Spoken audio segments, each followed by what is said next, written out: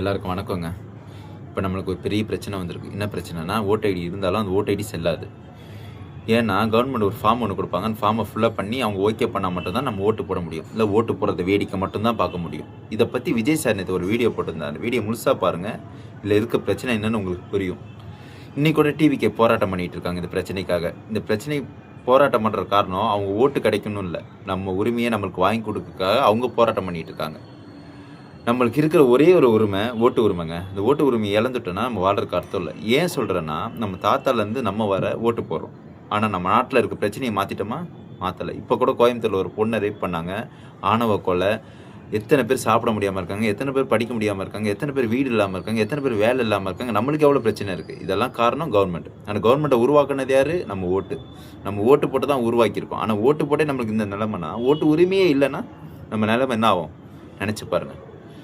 நம்ம சோசியல் மீடியாவில் டான்ஸ் ஆடி போட்ட வீடியோ போதும், மற்றவனை குறை சொல்லி வீடியோ போட்டது போதும், பிக் பாஸ்க்கு ரிவ்யூ சொன்னது போதும், கட்டி பிடிச்சி வீடியோ போட்டது போதும்.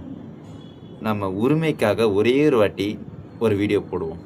கவர்மெண்ட்டை ரிக்வஸ்ட் வைப்போம். சார், எங்கள் ஓட்டு உரிமையை பறிச்சிருவீங்களோன்னு பயமாக இருக்குது, எங்களுக்கு திட்டம் புரியலை, எங்கள் உரிமையை எங்கிட்டயே கொடுத்துருங்க சார், நல்ல திட்டத்தை உருவாக்கி தாங்க சார்னு சொல்லி ரிக்வஸ்ட் பண்ணுவோம். அப்போ தான் கவர்மெண்ட்டுக்கு இந்த திட்டத்தோட கஷ்டம் புரியும். புரிஞ்சாதான் அவங்களும் நல்ல திட்டத்தை நம்மளுக்காக உருவாக்கி தருவாங்க. கரெக்டாக? நம்ம உரிமையை நம்மளே கேட்கலன்னு வச்சுங்களேன், நம்மளுக்காக யாரும் வந்து கேட்க மாட்டாங்கங்க.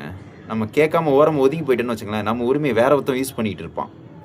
அது நம்ம அந்த இடத்த நம்ம உருவாக்கி தரக்கூடாது. நம்மளுக்காக விஜய் சார் சப்போர்ட் பண்ணுறாரு, சிஎம் சார் சப்போர்ட் பண்ணுறாரு. நம்ம அவங்களுக்கு சப்போர்ட் பண்ணி ஒரு வாய்ஸ் போடுவோம். போட்டால் தான் இந்த திட்டத்தை வரவிடாமல் பண்ண முடியும். ஓகே, எனக்காக நான் கேட்டுட்டேன். உங்கள் உரிமைக்காக நீங்கள் கேட்குறதும் கேட்காததும் உங்கள் முடிவு. இல்லை சோசியல் மீடியா போய் டான்ஸ் ஆடி தான் வீடியோ போட போகிறேன், மற்றவனை குறை சொல்லி தான் வீடியோ போட போகிறேன்னா போட்டுங்க, எனக்கு ஒன்றும் கஷ்டம் இல்லை. ஆனால் உங்கள் உரிமையை நீங்கள் இழந்துருவீங்க. உங்கள் உரிமைக்காக ஒரு வாட்டி வாய்ஸ் கொடுங்க. கொடுத்தா மட்டும்தான் நம்ம உரிமை நம்மளுக்கு கிடைக்கும். அந்த கிடைக்க வைக்கணும்னா நம்ம தைரியமாக வாய்ஸ் கொடுக்கணும். ஓகே, நம்மளுக்காக வந்து நிற்கிற தலைவனுக்கு சப்போர்ட் பண்ணணும். அதை புரிஞ்சுக்குங்க.